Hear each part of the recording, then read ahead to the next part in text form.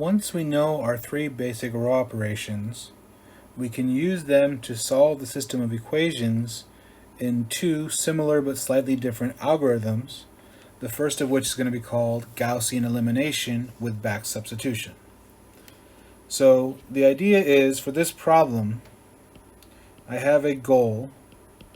I would like to get to have a 1 in the upper left-hand corner, and I would like to get zeros below it. Then I would like to get another 1 in the diagonal down from that, and zeros below it. And then finally another 1 in the last diagonal, and then we don't really care what numbers anything else is, but this is our goal. We want to get these 1s and zeros here. Now, starting with this matrix, we have three row operations we're allowed to use, and my initial goal is to get a 1 in the upper left-hand corner. I could choose to multiply the first row by 1/2. That would get me a 1 there. The problem is, if I multiply by 1/2, then I'm going to have fractions in the other locations, and then I have to deal with fractions the whole way through. And I don't know about you guys, but generally people do not like dealing with fractions. So I'm going to choose to instead use the rule of swapping. I'm going to do row 1 swap row 2 here. And by doing so, I'm able to get a 1 in the upper left-hand corner. Now, row swap will not always work. If you don't have a 1 anywhere on the left side, then row swap's not going to help you for this step. But it's definitely something to keep in mind to try that before you go ahead and make yourself have fractions. Now I've accomplished a 1 in the location I want it to be in. Immediately after that, you're going to get zeros below it. And it turns out that using the third row operation is always going to work for this. If I want to cancel out a positive 2, I'm going to multiply -2 times row 1, and I'm going to add that to row 2. So remember, row 1 is not going to change. Row 3 is not going to change because those don't have arrows into them here.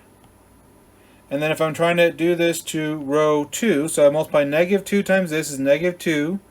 -2 plus 2 is 0.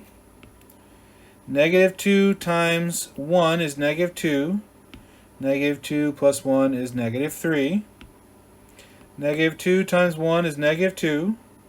-2 plus 1 is -1. -2 times 6 is -12. And -12 plus 3 is -9. So I've got the first one. I have a 1 in the upper left-hand corner. I wanted that. I have a 0 next to it. So the next thing I need is a 0 on the bottom. I'm going to again use the third rule. I'm going to say -3 row 1 plus row 3 goes to row 3, which means my row 1 and row 2 are not going to change in this step. And I would say, okay, -3 times this is -3. -3 plus 3 is 0. -3 times 1 is -3. -3 plus -2 is -1. -3 times 1 is -3. -3 plus -2 is -5. And -3 times 6 is -18. And -18 plus 1 is -17. So I've accomplished the first three of my goals. 1, 0, 0. The next thing I want is a 1 in this next diagonal element here. I again could choose to multiply by -1/3, but then I'd have fractions. You might say let's do a row swap, but we have a little bit of problem here because the row that I swap it with below has a -1. That's not what I want. I want a positive 1 there. And you might try to do a row swap on top, but the thing is, if you row swap the top, you will get a 1 here, but you would break this 1, 0 on the left side. So I don't actually want to do that. If I do that, if you undo any of these three green circles that are correct, you're going backwards. You're messing up your problem.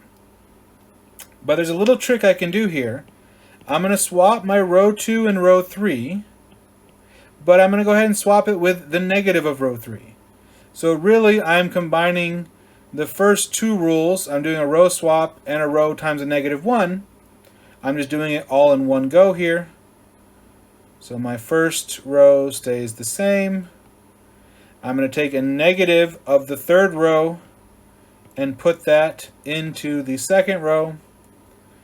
And then my second row just becomes the third row here. And we're getting close here. If I want to, so again, I have all these things are correct. I want a 0 below it. Again, whenever we're trying to get zeros, we're always going to use the third rule. So I would do 3 row 2 plus row 3. My first two rows stay the same here. So then I would do 3 times 0 plus 0 is 0. And there's not really any point in even doing that, but regardless, 3 times 1 is 3 plus 3, negative 3 is 0. 3 times 5 is 15. 15 minus 1 is 14. 3 times 17 is 51. 51 minus 9 is 42. And there we go. And there's one last step, which whether you actually do this or not in matrix format or in the part we're going to do after the matrix doesn't really matter. And whether it's called Gaussian elimination or not is a little bit of argumentative there. But I'm just going to multiply by 1/14 on the third row. And I do that this time because it divides evenly. Also, there's no other way to make it work there. And 42 divided by 14 is 3. So I finally accomplished all of the things I wanted in my goal. And here's how you finish the problem. So what would happen if I were to take this last row here and were to write it out as an equation? It would say 0x plus 0y plus 1z equal to 3, which just means that z is 3. So I have the answer for z. Then I'm going to go ahead and take the second equation. It would say 0x plus 1y plus 5z is 17. But I know that z is 3, so I can plug that in here. And I have 1y, and 5 times z is 15. So that means y is 2. And now if I take the top line, it says x plus y plus z is 6. I do know that my z is 3.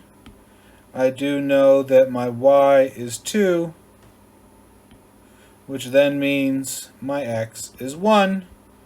And so for your final answer to the problem, your x, y, z is 1, 2, 3.